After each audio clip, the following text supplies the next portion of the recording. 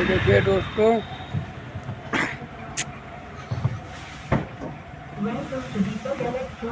ये एक्सल है, ये एक्टर है, ये वाला साइलेंसर का है, ये साइलेंसर का है।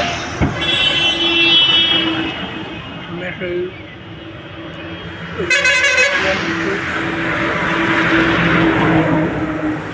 ये पैमाने हो गया, ये वाला स्क्रीन है।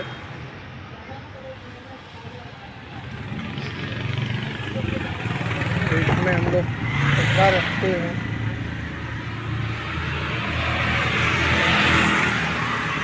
ऊपर दिखाई दे रहा है।